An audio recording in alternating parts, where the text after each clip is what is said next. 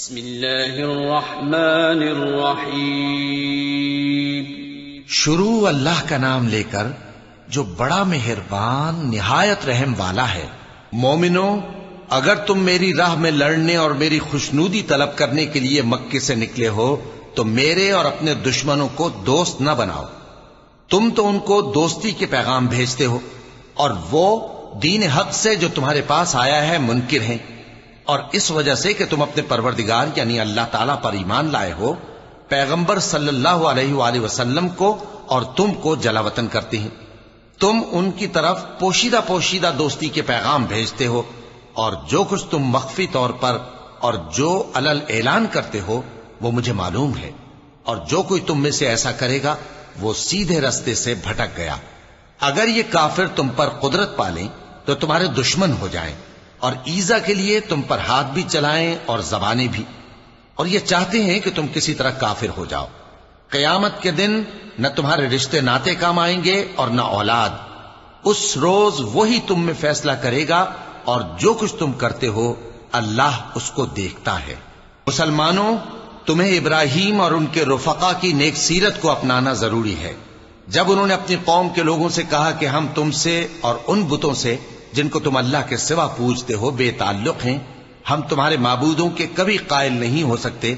اور جب تک تم ایک اللہ پر ایمان نہ لاؤ ہم میں تم میں ہمیشہ کھلم کھلا عداوت اور دشمنی رہے گی۔ ہاں، ابراہیم نے اپنے باپ سے یہ ضرور کہا تھا کہ میں آپ کے لیے مغفرت مانگوں گا، اور میں اللہ کے سامنے آپ کے بارے میں کسی چیز کا کچھ اختیار نہیں رکھتا۔ اے ہمارے پروردگار،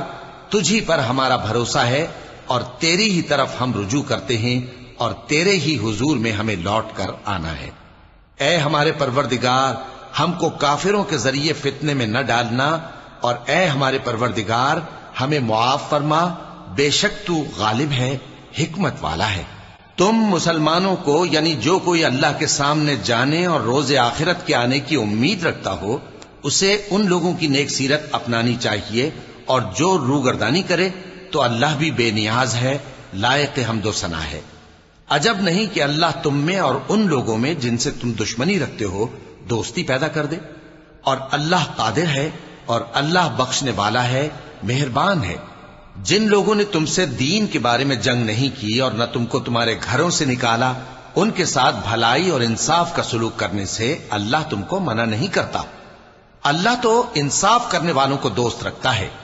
اللہ انہی لوگوں کے ساتھ تم کو دوستی کرنے سے منع کرتا ہے جنہوں نے تم سے دین کے بارے میں لڑائی کی اور تم کو تمہارے گھروں سے نکالا اور تمہارے نکالنے میں اوروں کی مدد کی۔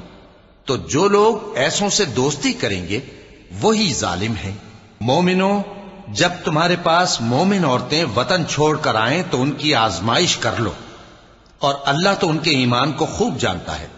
سو اگر تم کو معلوم ہو کہ وہ مومن ہے تو ان کو کفار کے پاس واپس نہ بھیجو کہ نہ یہ ان کو حلال ہے اور نہ وہ ان کو حلال ہیں، اور جو کچھ انہوں نے ان پر خرچ کیا ہو وہ ان کو دے دو، اور تم پر کچھ گناہ نہیں کہ ان عورتوں کو مہر دے کر ان سے نکاح کر لو، اور کافر عورتوں کے ساتھ تعلقات نکاح باقی نہ رکھو، یعنی انہیں کفار کو واپس دے دو، اور جو کچھ تم نے ان پر خرچ کیا ہو تم ان سے طلب کر لو، اور جو کچھ انہوں نے اپنی عورتوں پر خرچ کیا ہو وہ تم سے طلب کر لیں۔ یہ اللہ کا حکم ہے جو تم میں فیصلہ کیے دیتا ہے، اور اللہ جاننے والا ہے، حکمت والا ہے۔ اور اگر تمہاری بیویوں میں سے کوئی تمہارے ہاتھ سے نکل کر کافروں کے پاس چلی جائے اور اس کا مہر وصول نہ ہوا ہو، پھر تم ان سے جنگ کرو اور ان سے تم کو غنیمت ہاتھ لگے تو جن کی بیویاں چلی گئی ہیں ان کو اس مال میں سے اتنا دے دو جتنا انہوں نے خرچ کیا تھا، اور اللہ سے جس پر تم ایمان لائے ہو ڈرتے رہو۔ اے پیغمبر صلی اللہ علیہ وآلہ وسلم، جب تمہارے پاس مومن عورتیں اس بات پر بیعت کرنے کو آئیں کہ نہ تو اللہ کے ساتھ شرک کریں گی، نہ چوری کریں گی، نہ بدکاری کریں گی، نہ اپنی اولاد کو قتل کریں گی، نہ اپنے ہاتھ پاؤں کے درمیان کوئی بہتان باندھ لائیں گی، اور نہ نیک کاموں میں تمہاری نافرمانی کریں گی، تو ان سے بیعت لے لو اور ان کے لیے اللہ سے بخشش مانگو، بے شک اللہ بخشنے والا ہے، مہربان ہے۔ مومنوں، ان لوگوں سے جن پر اللہ غصے ہوا ہے دوستی نہ کرو، کیونکہ جس طرح کافروں کو مردوں کے جی اٹھنے کی امید نہیں، اسی طرح ان لوگوں کو بھی آخرت کے آنے کی امید نہیں۔